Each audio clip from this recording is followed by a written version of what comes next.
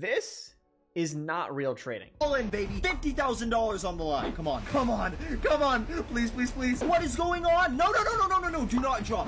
Sorry if it comes as a shock, but there's really two big red flags there that for someone who actually trades or has a little bit of experience in the space, you'll notice pretty quickly. First, that this is using TradingView's bar replay, which allows you to replay price action from whenever you want, so you can go back, know exactly what's going to happen, and then simulate that price action with your own trades like this person's doing. And then two, that emotional energy is absolutely not sustainable. Maybe we've been there and done that at some point, but that's not sustainable in the long run at all. And I by no means am this trading prophet that everyone should look up to, but I have been in the space and trading actively for over 4 years, nearly 5 years, and I have gone through a lot of what this person potentially is portraying here, and what a lot of traders who watch this or who watch other types of content that could be similar are starting to get or pull out of what they think trading actually is. And it couldn't be further from the truth. Real trading is boring. Yes, it's boring. Think about this. You trade one setup. You trade one setup, and that setup presents itself. You take the trade, but that setup is not always going to present itself. Think of it as, let's say you're waiting for a wave. You're a surfer waiting for a wave. You're out on Maui, you're chilling on the beach, you're like, all right, let's paddle out here, let's go catch a couple waves. But you wait out there 20, 30, 40 minutes, 2 hours sometimes, and maybe you catch 2, 3 waves. Sometimes you might not even catch anything. That's what trading actually is like. Even if you traded a couple of setups, they're not always going to present. And let's say that they were to present, sometimes they won't check all the boxes. And so you have to have the restraint to let them pass you by. Let that little wave pass by. Something doesn't seem right. It's not perfect. It doesn't match all the criteria you're looking for. Let it go. And before I walk you through the realities of real trading, I do want to thank the sponsor of today's video, Iron Beam. Welcome to Iron Beam, the future of futures trading. With our cutting-edge chart trading feature and 300+ indicators, you can now trade directly off the chart anytime, anywhere. Delivering seamless trading across all platforms, the Iron Beam journey is supported by 24-hour trader support, low day trade margins, and no account minimums. Iron Beam brings the future into the present. Join now and augment your trading experience.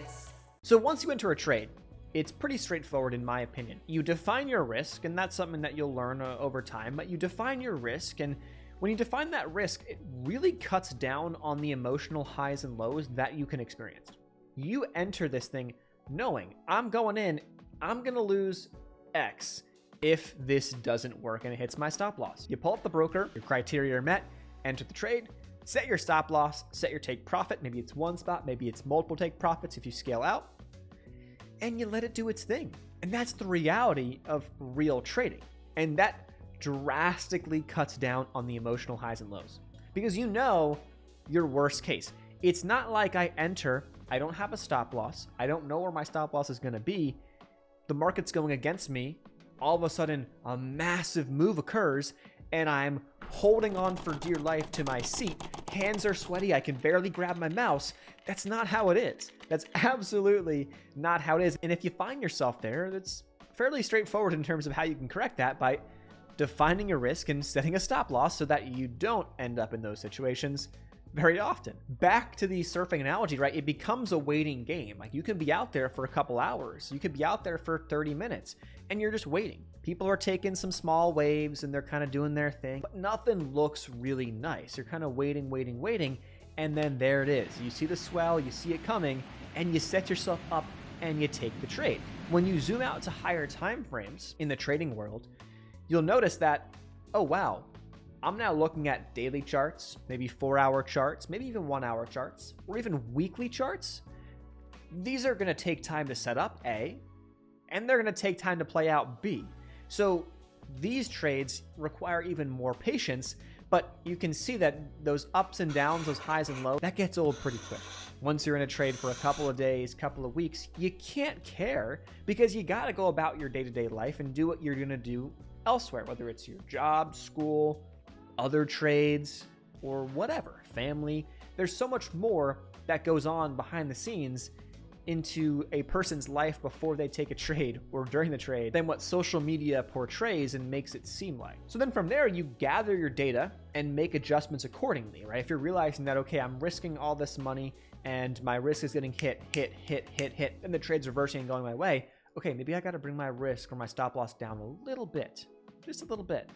Or maybe it's the opposite. You're realizing that you can move your stop loss up a little bit higher to risk less per trade because the trade usually invalidates itself higher, and now you're risking less to make more over time, and that's saving you money per trade, allowing for winners to be larger than losers. And so you take that data, you make those adjustments, and then you move on from there. This is the least boring part of trading, because here's where you can get into the nitty-gritty. I use a platform called TradeZella. It tracks all my data, and so I can get into the nitty-gritty and see what's going on, what times of day, what times of week, what symbols, what vehicles that I'm trading are working the best, is there correlation to length of trades, etc.